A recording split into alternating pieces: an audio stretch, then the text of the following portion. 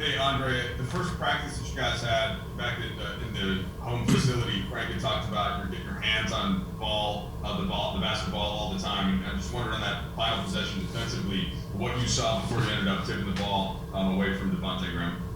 Just instincts. Just instincts. When it's time to win, I just channel that inner me. I just don't want to go for steals, and when it's crunch time, I try to make the right decisions, and that was the time to do it. Yeah, I want to ask you about Alex Caruso. There's been a lot of games where he leads the team in plus minus, and he kind of makes the clutch defensive play. He, of course, hits the dagger three in this one. What have you observed from being his teammate these last couple weeks? He's a hell of a player. Alex is a great player on both ends of the court. His plus minus numbers say it. There's not much more to say. When he's on the floor, great things happen. Love having him as a teammate. When we're on the floor together defensively, it's a scary thing. And then, Andre, just summing up this trip, so many different guys out in various games. How did you guys kind of pull together, find a way to go 4-3 as you got home? We're still learning. This is game 4 for me, like 4.5, I guess. This is 4.5 for me, so I'm still learning, still trying to figure it out. And, for a team that has so many people out right now and guys that are hurt, we're still finding ways to pull together and win. So it just shows the fight and grind that we have here. Dave? Andre, you had an offensive rebound off a KCP miss late in the game. Tried to kick it back out to the perimeter. It was a turnover, and when you guys went to the bench, the camera showed you kind of punched the chair, and Wes Matthews came over and kind of got in your ear and seemed to be trying to lift you up a little bit.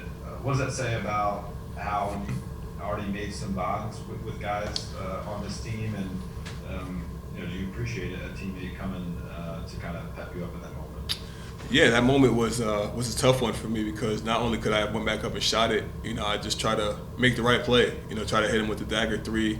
He looked open. I didn't see Daniels, peeking around the corner and turning the ball over. But, having my teammates come over and comfort me in that situation, not allowing me to keep my head down to stay positive and, get it back on defense, which I did the next possession. I got that steal on Cody Zeller. Having guys like that in my ear is only going to project me to be a great player for this team. Kyle Goon. I appreciate it. So early in your Lakers career, you haven't learned to be disappointed when I log on. So obviously, you guys win with some defensive plays down the stretch here.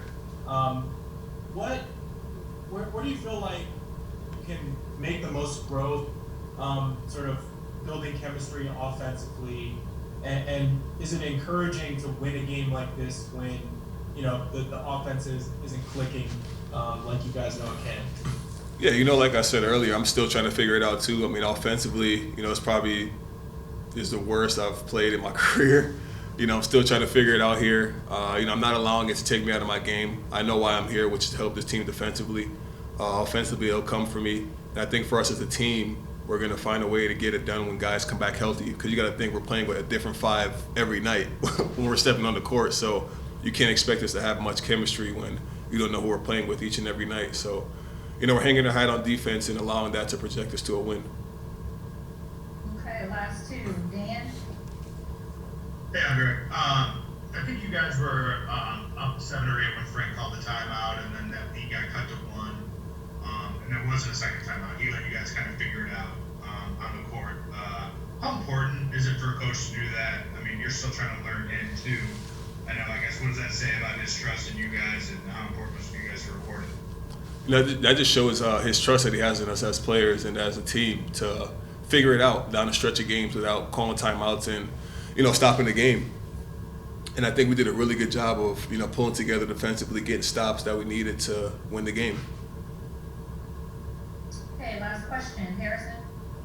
Hey, Andre, kind of a random one for you, so bear with me here. But on the broadcast tonight, a couple times, they called you the Big Penguin. That's like one of the top nicknames on Basketball Reference. Lakers Twitter has really kind of glommed onto it.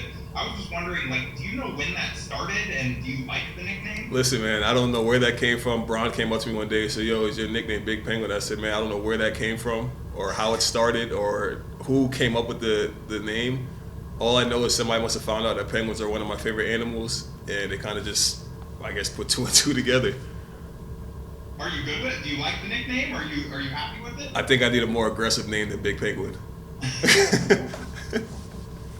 But for the kids, you can call me that. The kids can call me that.